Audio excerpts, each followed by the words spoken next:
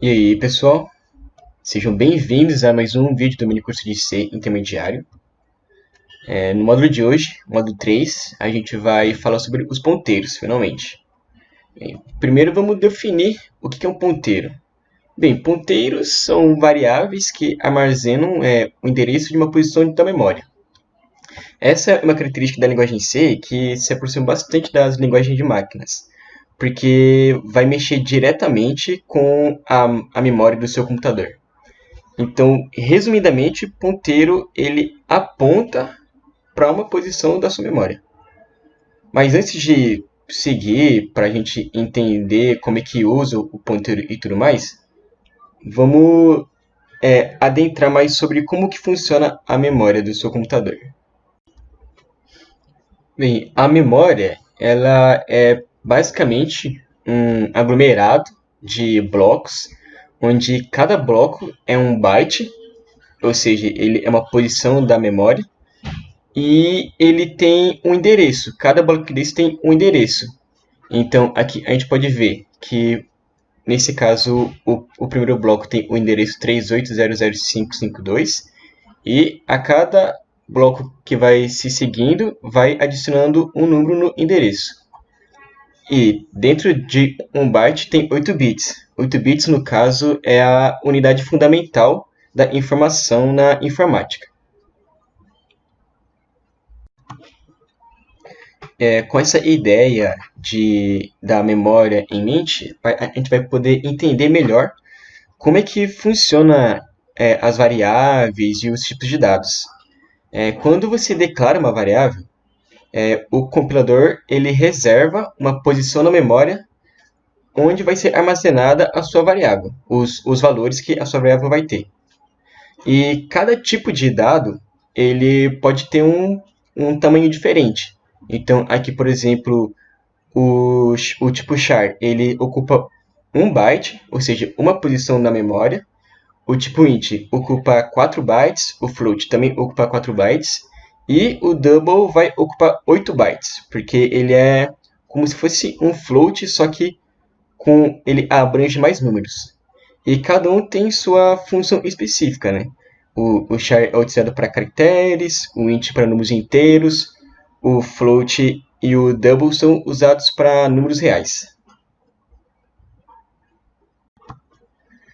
Para poder entender um pouco melhor essa ideia, vamos pegar essa ilustração aqui.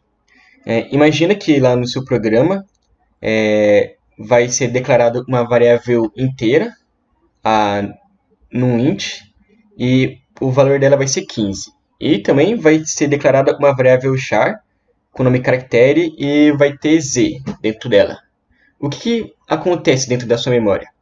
Bem, primeiro o compilador ele vai reservar, no caso aqui, 4 bytes para a variável num.int, por causa que ela é do tipo inteiro, e o tipo inteiro vai ter sempre 4 bytes de tamanho, e ela também vai reservar 1 byte para a variável char, que é a caractere. E dentro dessa posição de memória, vai conter o valor que você definiu para a sua variável. Aqui, no caso, na num.int vai ter o valor 15 e na caractere vai ter o valor z.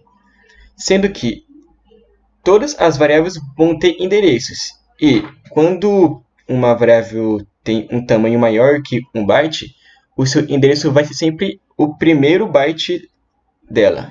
Então, aqui no caso, é 38000552. E como a caractere z é um char, ou seja, só 1 byte, ela vai ter o endereço do próprio byte que ela está.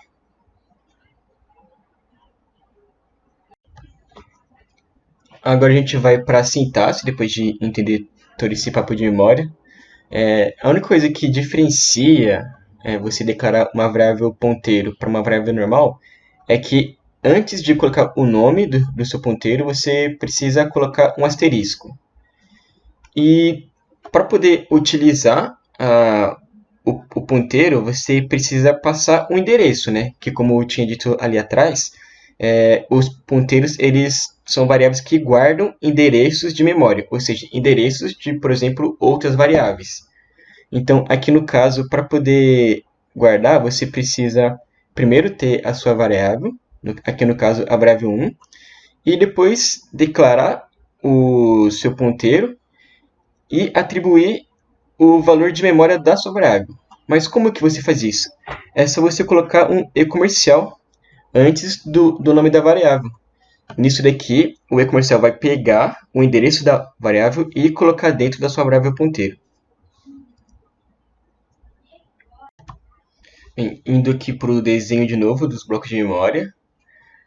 Nessa situação, a gente tem uma variável char, o nome dela é letra e ela vai conter z.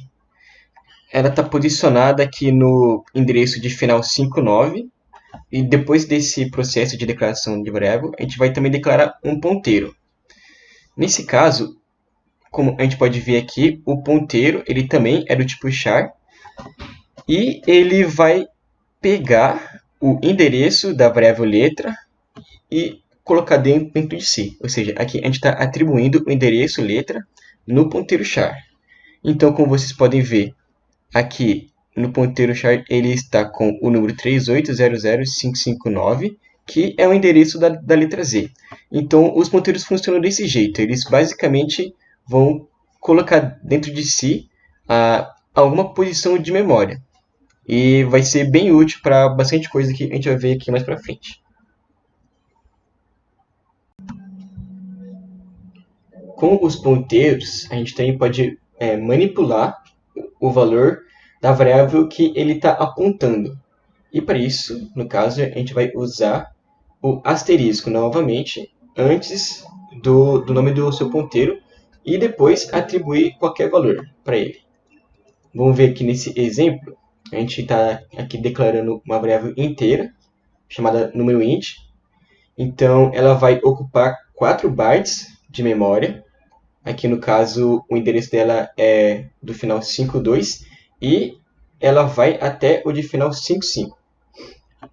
Depois disso, a gente está aqui declarando um ponteiro, e esse ponteiro vai conter o endereço da variável número int. Então, aqui está o endereço de final 52 dentro do ponteiro pnúmero.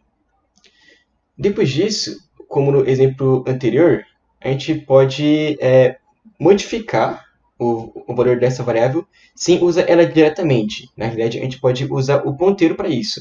Então, usando o asterisco e atribuindo o valor 5 para ele, a variável número int mudou. Agora, ao invés de ter 10, ela vai ter o número 5.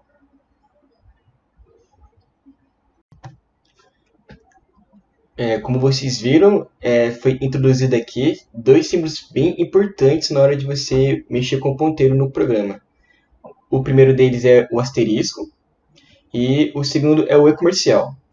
Cada um deles tem uma função bem específica. O e-comercial ele vai obter o endereço da variável que você está usando o e-comercial na frente, e o asterisco ele vai servir para quando você quiser manipular o valor da variável que o ponteiro que você está usando está apontando. É basicamente isso que você vai usar esses 2 símbolos. E também o asterisco é usado na hora de declaração do ponteiro.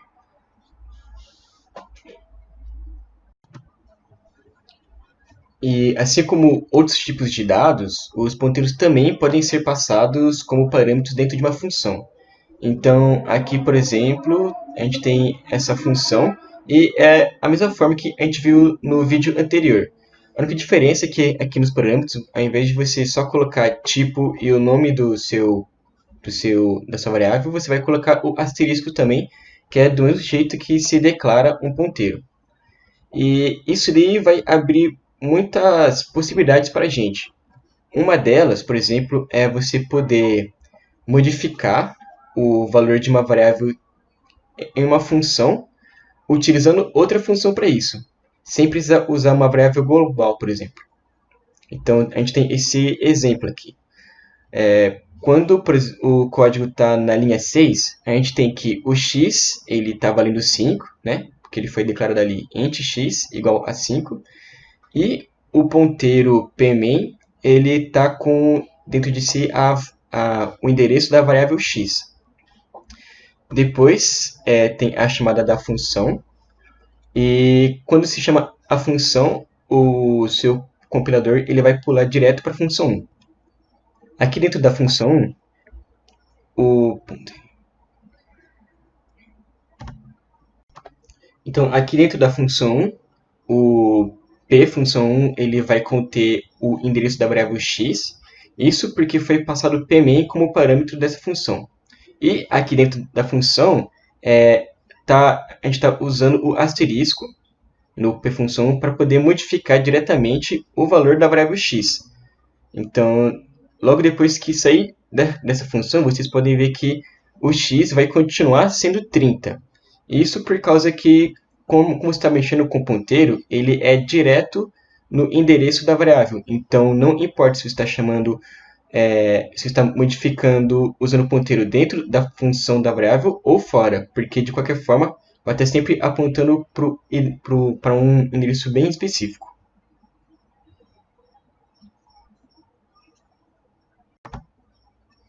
E aqui a gente tem uma surpresinha, né?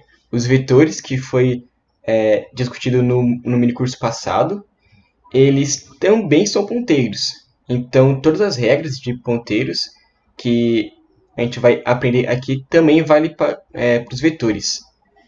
Então, para vocês verem como que é tanta verdade isso, aqui está declarando um vetor, ele tem 3 posições, e ele contém o número 1, 2 e 3 em cada posição.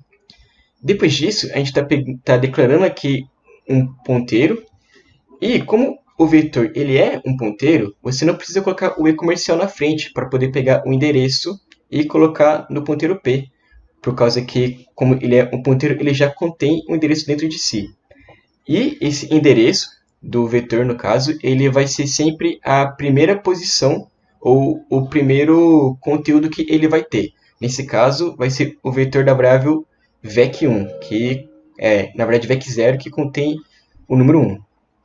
E depois disso, a gente também pode usar, por exemplo, o ponteiro p, assim como se usa vetores, para atribuir um valor para a variável x, por exemplo. E nesse caso aqui, x vai conter 2, como dá para ver nesse exemplo. Também é possível você utilizar a notação de ponteiro para poder navegar por um vetor. Então, ao invés de usar aquela notação tradicional de colocar o nome do vetor e entre colchetes o índice que você quer da posição, também dá para usar dessa seguinte forma, que é o asterisco, entre parênteses, colocar o nome do vetor que você quer navegar, mais o índice da posição. Tanto isso é real que essa igualdade é sempre válida na linguagem C. Então, para poder exemplificar, a gente tem aqui essa situação em que está sendo declarado um vetor chamado palavra. O seu compilador ele vai interpretar essa tarefa da seguinte forma. Ele vai separar 3 bytes seguidos, isso porque o tipo char só precisa de 1 byte de espaço, então ele vai separar 3 seguidos para formar esse vetor. E quando você quiser navegar por esses bytes, você pode usar, como comentado anteriormente, o nome do vetor e entre colchetes colocar 1, ou usar asterisco e entre parênteses colocar a palavra mais 1, que no caso é o índice. Como que ele vai interpretar isso? Ele vai pegar o endereço palavra, que no caso, como palavra, ele também é um ponteiro, ele vai pegar o endereço palavra, que se encontra na posição 5,3, de final 5,3, e ele vai andar uma posição a mais, ou seja, uma posição char a mais, que é 1 byte. Então, como ele está fazendo isso, ele vai direto para o 54, para o endereço 54, onde está a letra V. E como os vetores também são ponteiros, a sintaxe para poder passar um vetor com um parâmetro dentro de uma função é a mesma usada para os ponteiros. Então, nesse exemplo, a gente tem um vetor sendo declarado, e depois a chamada de função, com esse mesmo vetor sendo passado como argumento para essa função. Como vocês podem ver, não está usando o e-comercial. Isso se deve porque, do que a gente falou, o vetor ele é um ponteiro, então ele já tem um endereço contido em si. E por último aqui, a gente tem um exemplo de como manipular uma struct usando ponteiros. Da linha 3 até a linha 10 é uma definição e declaração de struct normal, com a variável hoje sendo declarada.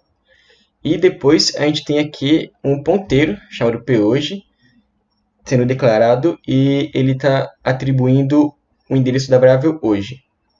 Para poder manipular essa variável usando o ponteiro phoje, é possível usar essa primeira notação, que entre parênteses coloca asterisco e o nome do ponteiro. Depois, do jeito normal, como se fosse usar uma struct, coloca ponto e o membro que você quer manipular. Ou, que é o jeito mais comum e mais prático de se usar, colocar o nome do ponteiro e fazer essa flechinha e depois colocar o membro que você quer manipular. Bem, isso daqui é tudo por hoje.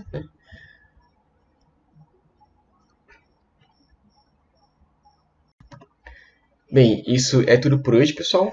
Então vão lá e assistam o vídeo da aula prática, que o Alan vai dar uma ideia geral de como aplicar os ponteiros. E também, esse daqui vai ser o último vídeo do mini curso. Então, eu agradeço muito por quem acompanhou até aqui. E queria falar para vocês que o material do slide está na descrição. Então, se vocês precisarem de uma consulta mais tarde e não quiser rever os vídeos de novo, pode ir lá pegar o material e muito obrigado pela atenção.